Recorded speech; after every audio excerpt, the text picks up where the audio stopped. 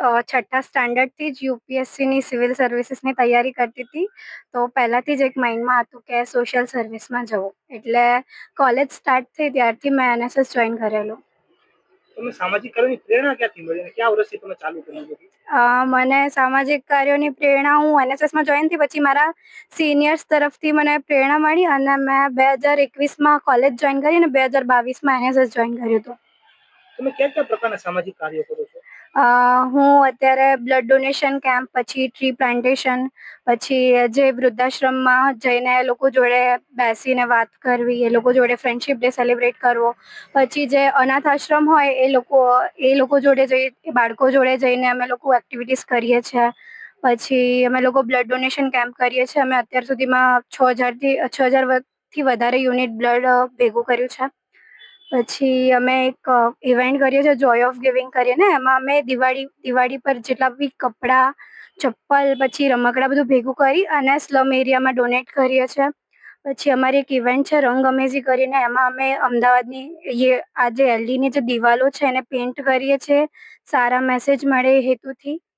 પછી અમે એક ઉમ્મીદ કરીને એક ઇવેન્ટ કરીએ છીએ. એમાં જે સ્લમ એરિયાના ઓર્ફનેજના જે બાળકો હોય છે એ લોકોને બોલાવી અને અમારી કોલેજમાં અમે લોકો મકર સંક્રાંતિ સેલિબ્રેટ કરીએ છીએ. તો અમે આ રીતના બધા જે સોશિયલ વર્ક કરીએ છીએ. તમે રાષ્ટ્રીય લેવલે પણ તમે કામ કર્યું છે, તો ક્યાં ક્યાં કામ કર્યું છે તમે? હું રાષ્ટ્રીય લેવલે એનએસએસમાંથી જે નેશનલ ઇન્ટિગ્રેશન કેમ્પ હોય છે, આદાન પ્રદાન કાર્યક્રમ, એમાં હું મેંગ્લોર કર્ણાટક ખાતે ગઈ હતી અને એમાં અમે સાત સ્ટેટના 200 સ્ટુડન્ટ વચ્ચે અમે લોકોએ કલ્ચર એક્સચેન્જનો એક પ્રોગ્રામ કર્યો હતો. અને એના પછી હું જે pre Republic day parade camp હોય છે, આ વખતે વેસ્ટ ઝોનનો જલગાંવ મહારાષ્ટ્ર ખાતે હતો, એમાં પણ હું પસંદગી પામી હતી. અને પછી સ્ટેટ લેવલે મેં સ્ટેટ યુથ પાર્લામેન્ટ પણ કરેલું છે અને જે સેન્ટ્રલ યુથ ડેલિગેશન કરીને એક પ્રોગ્રામ હતો national forensic science university Gandhinagar ખાતે. ત્યાં 81 કન્ટ્રીઝના 150 ડેલિગેટ્સ આવ્યા હતા. એ લોકો સામે પણ મેં ગરબા પરફોર્મ કર્યું હતું. અને અને એક યુથ આઇકન એવોર્ડ મને મળેલો છે નેશનલ લેવલનો. તમે ગામડાઓમાં મહિલાઓમાં પીરિયડ્સને લઈને જાગૃતિ ફેલાવો છો, તો તમને કોઈ મુશ્કેલી કે પડકારો લાગ્યા છે તમને ગામડાઓમાં? ત્યાં એ લોકો માટે આ વસ્તુ એક કેવું ટેબુ છે. એ લોકો આ વસ્તુ માટે ખુલીને વાત નહીં કરી શકતા. તો અમે એનએસએસના અંડરમાં સ્પેશિયલ વિલેજ કેમ્પ કરીએ છીએ અને વિલેજ કેમ્પમાં અમે આ મેન્સ્ટ્રુએશન પર જાગૃતિ ફેલાવવાનું કામ કરીએ છીએ અને ત્યાં એ લોકોને સેનિટરી પેડ ડિસ્ટ્રીબ્યુશન પણ કરીએ છીએ. હિન્દુસ્તાન યુથ એવોર્ડ તમને ક્યારે મળ્યો અને તેના વિશે વિગતવાર માહિતી આપો. મને આ વર્ષે 28 જુલાઈએ સહારનપુર ઉત્તર પ્રદેશ ખાતે યુથ આઇકન એવોર્ડ મળ્યો સોશિયલ વર્ક કેટેગરી માટે. કેટલા લોકો સિલેક્ટ થયા હતા તેમાં? આખા ભારતમાંથી ટોટલ 10 લોકો સિલેક્ટ થયા હતા. એમાંથી 9 પાર્ટિસિપન્ટ અને એક એનજીઓ રેડ ફાઉન્ડેશન કરીને એક એનજીઓ હતું એ સિલેક્ટ થયા હતા.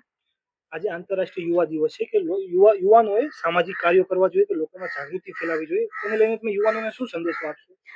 યુવાનોએ પોતાના શિક્ષણ સાથે સાથે સામાજિક કાર્યોમાં પણ ભાગ લેવો જોઈએ અને સમાજને એક રીતે હેલ્પ કરવી જોઈએ એવું હું કહેવા માંગીશ છું.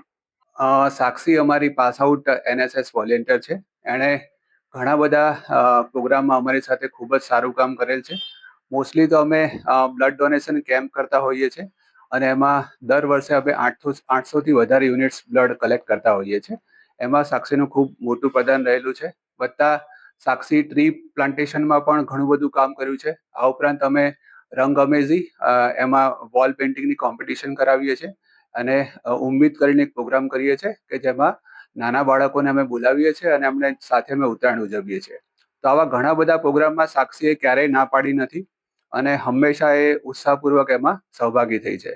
હમણાં જ અમે સાક્ષીના અંડરમાં અમે બધા સૈનિકોને રાખડી મોકલવાનો પ્રોગ્રામ કર્યો હતો અને એમાં સાક્ષીએ ખૂબ જ સારું કામ કરેલું હતું. આ ઉપરાંત સાક્ષીએ આરડીસીમાં ભાગ લીધેલો અને સ્ટેટ લેવલે એલડી કોલેજ ઓફ એન્જિનિયરિંગને રિપ્રેઝેન્ટ કરેલી રિપબ્લિક ડે પરેડની અંદર. આ ઉપરાંત સાક્ષીએ ઘણી બધા એનઆઈસી કેમ્પ અને એનએસએસના કેમ્પ કરેલા છે. બીજું અમારે એનએસએસમાં એક સ્પેશિયલ કેમ્પ કરવાનો હોય છે, જેમાં અમારે ગામડાની અંદર વિદ્યાર્થીઓને લઈ જવાના હોય છે અને અઠવાડિયા સુધી એ ગામડામાં પ્રવૃત્તિ કરવાની હોય છે અને ખૂબ જ મોટું આયોજન કરવાનું હોય છે અને એમાં સાક્ષીએ ખૂબ જ મહત્વનો રોલ ભજવેલ છે. એટલે સાક્ષીના જેવા વોલેન્ટિયર્સ એ અમારા માટે એક એસેટ રૂપ છે. સાક્ષીને સર હિન્દુસ્તાન યુથ એવોર્ડ મળેલો છે હમણાં હમ. થોડા દિવસો પહેલા, તો બરાબર. તેને લઈને શું કહેશો તમે? ના, એ ખૂબ જ આનંદની વસ્તુ છે અને આવી રીતે યુવાનો તૈયાર થતા રહે. અમારો NSS નો મેઇન મોટિવ જ એ છે કે સમાજ સેવા દ્વારા વિદ્યાર્થીઓમાં લીડરશિપના ગુણો ડેવલપ થાય. એટલે સાક્ષી જેવા વિદ્યાર્થીઓ સમાજને વધારે મળતા રહે અને સારા લીડર્સ સમાજને મળે, એ જ અમારો ધ્યેય છે. અને આ એવું દર્શાવે છે કે આ ધ્યેય પૂરો થયો છે અને સાક્ષી ભવિષ્યમાં પણ ખૂબ જ સારા સામાજિક કાર્યો કરતી રહેશે અને એની કેરિયરમાં પણ ખૂબ સારું કામ કરશે જ, એવી અમને ફૂલ શ્રદ્ધા છે. સર, આજે આંતરરાષ્ટ્રીય યુવા દિવસ છે, તો વધારે યુવાનો સામાજિક કાર્યોમાં જોડાય, લોકોમાં જાગૃતિ ફેલાવે, તેને લઈને યુવાનોને શું સંદેશો આપશો તમે? આ બહુ સાચી વસ્તુ છે. અત્યારના યુવાનોમાં સેલ્ફ સેન્ટ્રિક પણ થોડું વધી રહ્યું છે અને પોતાના સિવાય બીજું કંઈ ના વિચારે એવું વધી રહ્યું છે. એવા સંજોગોમાં આ રીતે નવી નવી સામાજિક પ્રવૃત્તિઓમાં પણ યુવાનો સંકળાય તે ખૂબ જરૂરી છે. કારણ કે માત્ર ભણવાનું અત્યારે એકલું પૂરતું નથી, તમારે બીજી બધી રીતે તમારી પર્સનાલિટી ડેવલપ થાય એ પણ ખૂબ જરૂરી છે.